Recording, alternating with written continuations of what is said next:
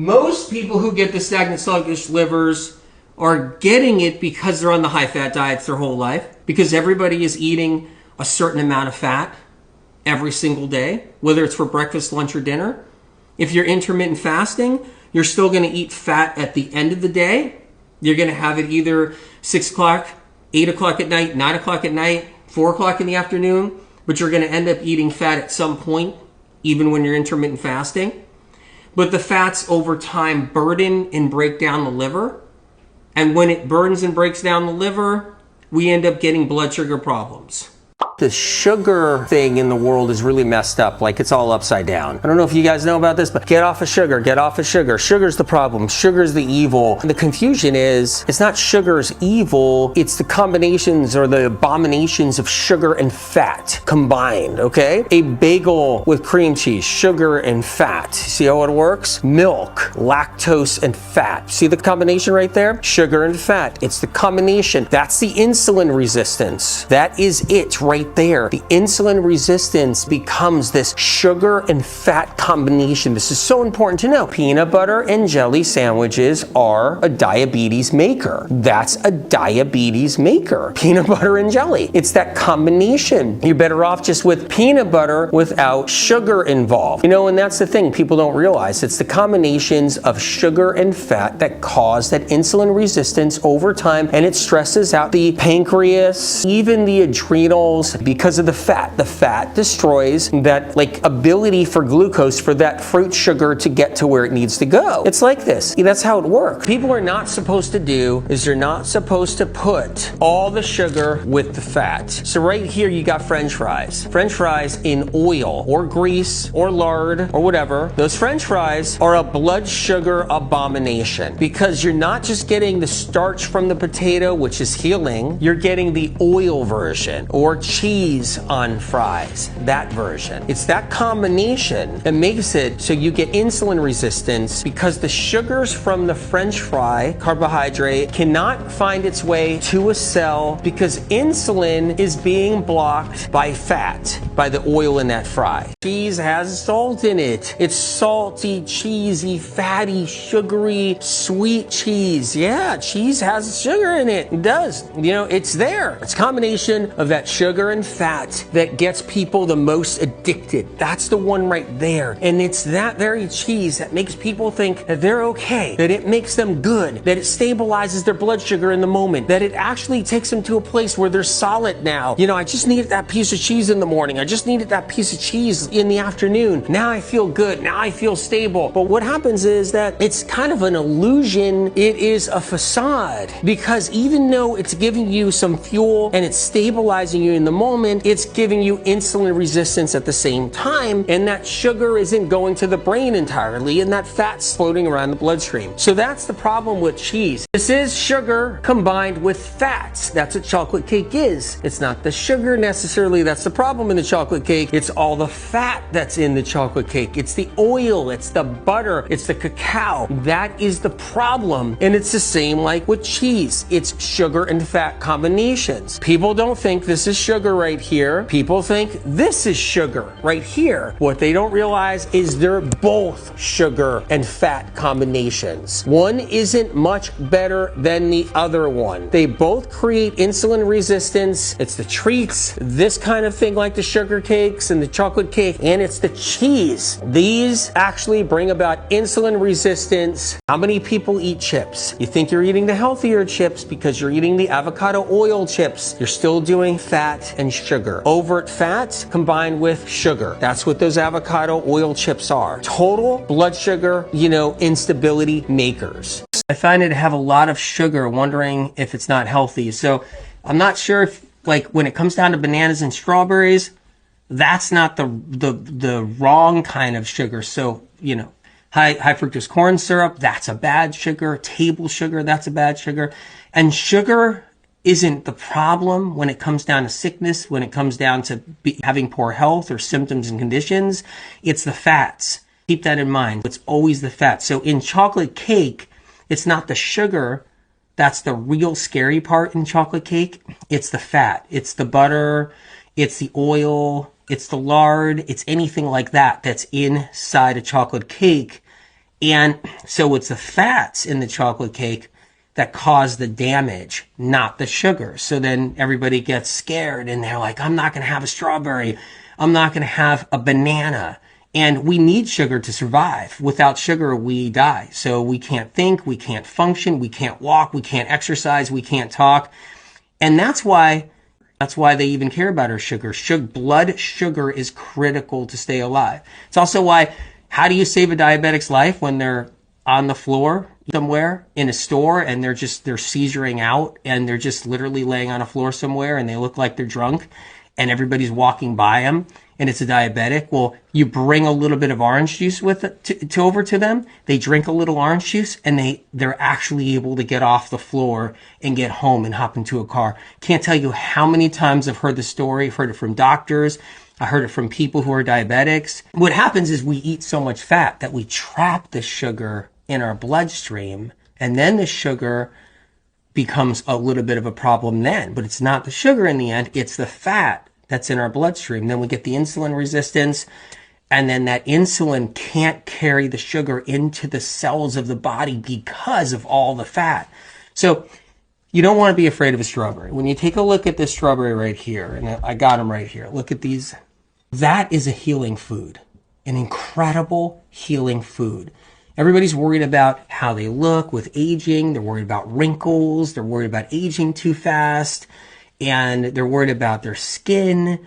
They're worried about their nails. They're worried about all of that. And if you don't want to age, you want those kinds of foods right here. Look at that, the strawberry.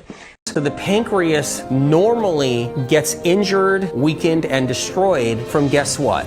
High-fat, overt diets mixed with poor quality sugar. High-fat, overt diets mixed with poor quality, crappy sugar. And that's the abominations most people eat. Their pancreas shoves out a tremendous amount of insulin. The insulin cannot grab the sugar and open the door in the cell, and people go into glucose deprivation over time. And their pancreas gets damaged because of it. Worst thing for diabetics, the worst thing that keep you with diabetes, you continue to being a diabetic or a pre-diabetic, or your A1C is going to constantly be unstable and you're going to have to need medications. And the reason why is because this is sugar and protein. This is sugar and fat combined inside of an egg. It causes insulin resistance. So it's not a blood sugar balancer, because when you put fat and sugar together, the sugar can't find its way into cells because fat's blocking it. So insulin has to be produced to try to somehow get that sugar to bypass the fat and enter into cells so you can actually have strength. And that's how it works. So these are bad for diabetics. But yet, diabetics are told to eat them. Everybody's told to eat them. That's the whole point. We're all told to eat them. So the fat clogs up the blood, keeps the insulin from attaching to the sugar, and then the sugar, the glucose entering your cells. That's how it works. When carnivore was just only meat only, I predicted that they would all just bump into walls and they would have to bring in some kind of sugar. And then they did. They failed. So they had to bring in some honey, and then they brought in some lemon, and then they brought in some apples, and they brought in some berries and some other stuff. But still, because they're eating all that animal meat, which is animal fat, then they're combining all that fruit, which is, yes, glucose, yep, fructose. They're combining still a big fat and sugar combination. Eventually, they're going to be just boom.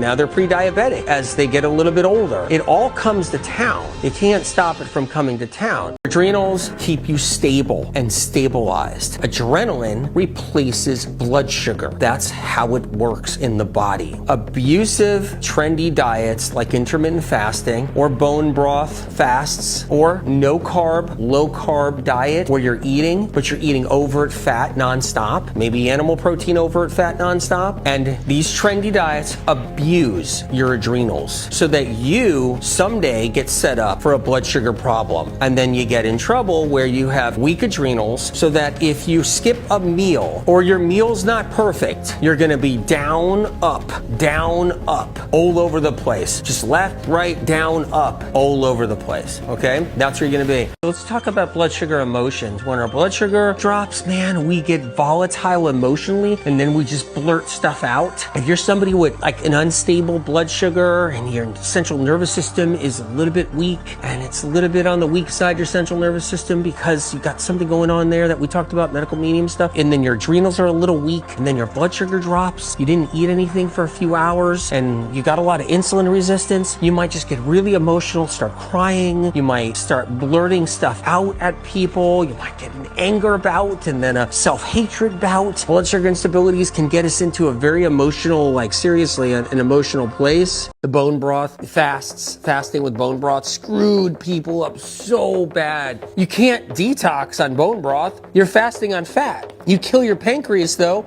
and you kill your liver fasting on bone broth. My God, the mistakes made out there, it's absurd.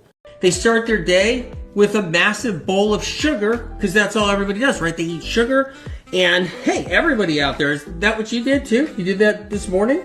No one eats a freaking bowl of sugar in the morning, but everybody acts like they are. No one sits there eating a big, stupid bowl of sugar every day.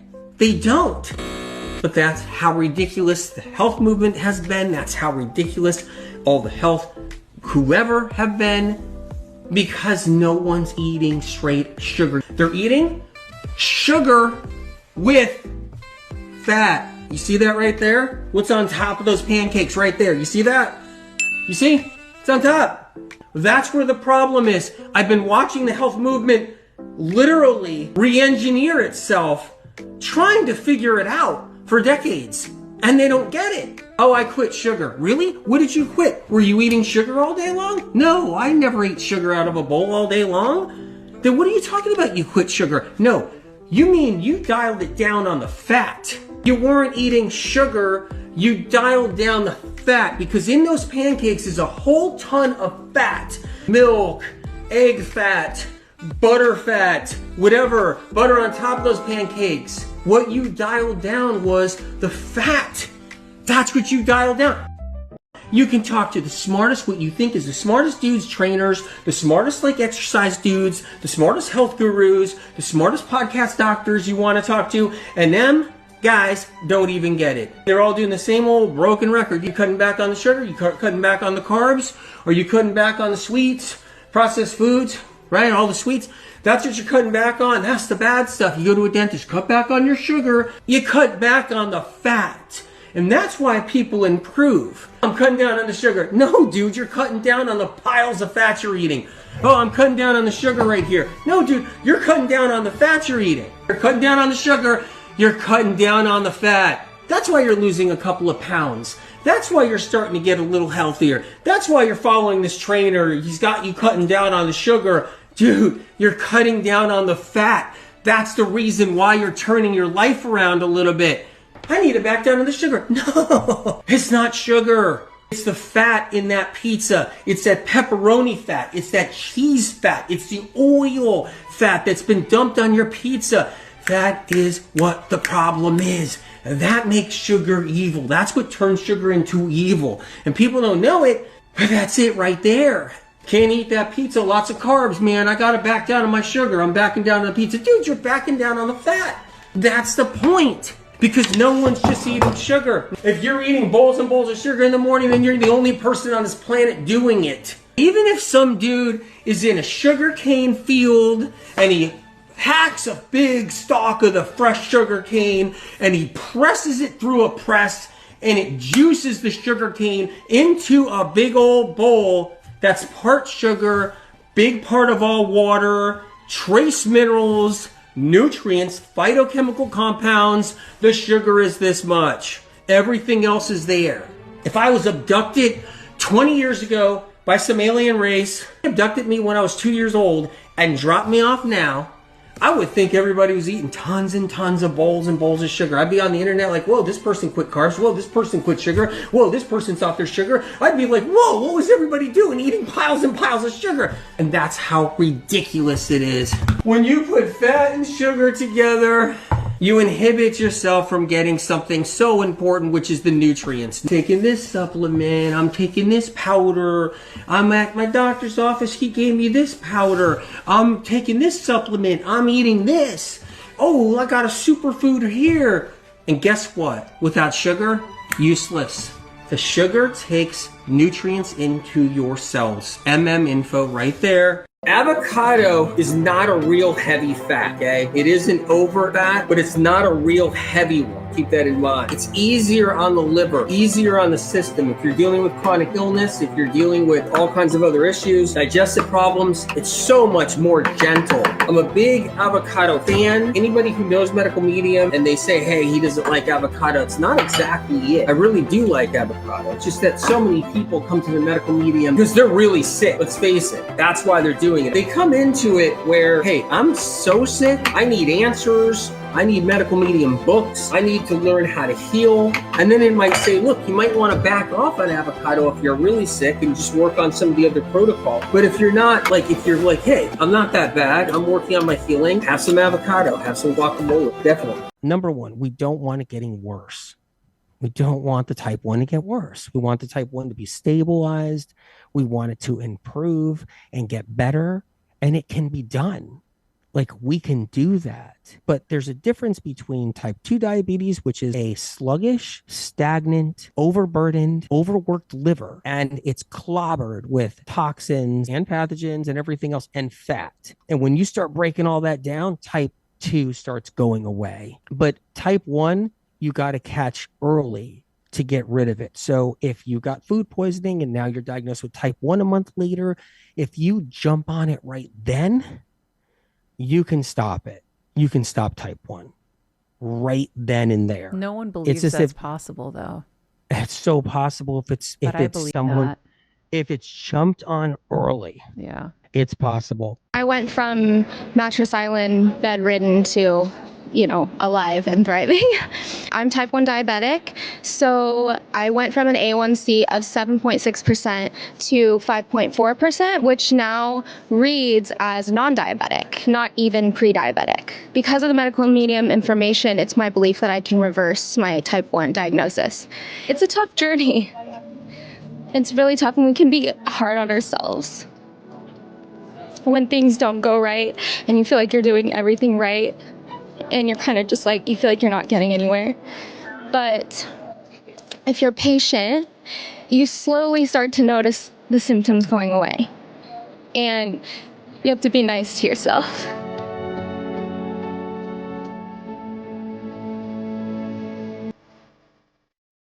Other one too, not inundating yourself with so many overt fats, not loading up all the overt fats, like doing all the oils and all the coconut oil. I'm not saying coconut's bad, but doing all the heavy coconut oil, smoothies with peanut butter and, oatmeal bowls with peanut butter and gobs of peanut butter.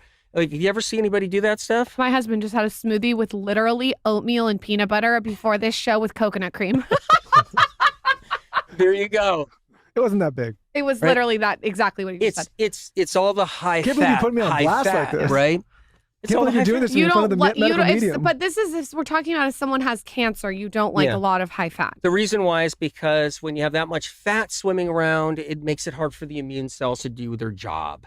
They're just trying to swim through fats. Your bloodstream is filled with it. And you get in trouble because with that much fat swimming around in your bloodstream, everything gets slow. Your liver gets stagnant and sluggish and slow. Your liver's immune system gets slow. Your lymphocytes get slow. Your immune cells get slow. Everything does because there's so much fat always just moving around. I'm not saying you can't have avocado. You can't do a little coconut. You can't have a nut butter. It's just that people are drowning themselves in it. That's the difference.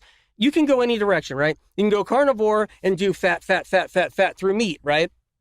Fat, whatever, through some kind of animal protein. You can go vegetarian and you're doing oils, and dairy, fat, dairy, boom, boom, boom. You know what I mean? You can go in any direction you want. You could be vegan and do oils, tons of avocado, all these nut butters. You could be a vegan that's living off of tablespoons of nut butter every day and putting it in everything, but you're just drowning yourself in fat. And Info isn't one side of the aisle or the other. And you might have heard that before. It originally starts with the thing, where Info's for everybody. You can be doing animal protein and heal. You can be a vegan or plant-based and heal. But you got to do it right. You got to watch those fats. You got to get the metals out, and you got to kill the bugs. How do you do